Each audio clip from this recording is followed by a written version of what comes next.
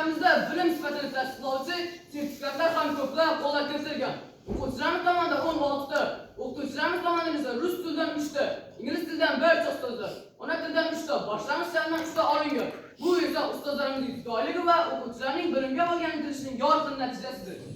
Maktabimiz o'qituvchisi Zulfiya Mukofotxonidori Garvard talabasi respublikamizda yagona Shan qizlar akademiyasi asoschisi va xalqaro jurnalist Shohida Yusufovdan bo'lgan o'quvchilar dunyoga chiqmoqdalar.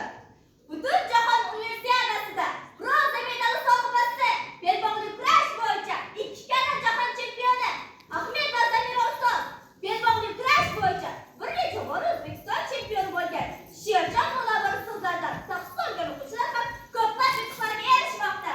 Sport sohasida ham o'quvchilarimiz faol va g'olib. 5 tashabbus bo'yicha o'tkazilgan musobaqada maktabimizning o'quvchisi Kenjay Voxniya tumanda 1-o'rin, viloyatda 3-o'rin, yengil atletikadan Murodov Shohuz 1-o'rin, Allanazarov Begoyev 1-o'rin, futbol jamoamiz tumanda 1-o'rin, Qo'noq sportchilar jamoasi 3-o'rin, workout sportida Sultonov Devletulloh 1-o'rinni qo'lga kiritdi. Maktabimizda iqtidorli hamda izlanuvchi yoshlar juda ham ko'p. Buni yosh ixtirochilar tanlovi natijasi ham isbotlaydi. Bu tanlovda Tahirov Bunyod hamda Qadamboyev va Diyana tumanda 1-o'rinni qo'lga kiritishdi. Undan tashqari maktabimiz 2024 hamda 2025-yilgi Turon teatr tanlovida tumanda 1-o'rinni qo'lga kiritib, viloyatda ham faol qatnashdi. Maktabimiz o'quvchilari bilim, iqtidor va faollik borasida yuqori natijaga erishmoqda.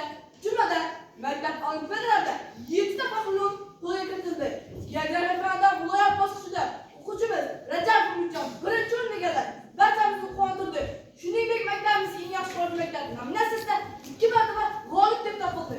Tasviriy san'at va ijtimoiy loyihalarda ham maktabimiz yutuqlari salmoqli. Jihodga qarshi ma'rifat tanlovida tumanda 1-o'rin, viloyatda esa 2-o'rin qo'lga kiritildi. Bundan tashqari, sen iste'dodlisan respublika tanlovida Farhod Marvarid tumanda 1-o'rin, viloyatda esa 2-o'rinni qo'lga kiritdi. Bizning 6-sonli umumiy o'rta ta'lim maktabimizda 2024 va 2025-yilgi bitiruvchilarimiz oliy ta'lim muassasalariga kirish bo'yicha tumanda o'rtacha ballarda 1-o'rinni qo'lga kiritdi. Yaqinda o'tkazilgan E'lon xalqaro olimpiadasining junior 6 yoshdan 10 yoshgacha bo'lgan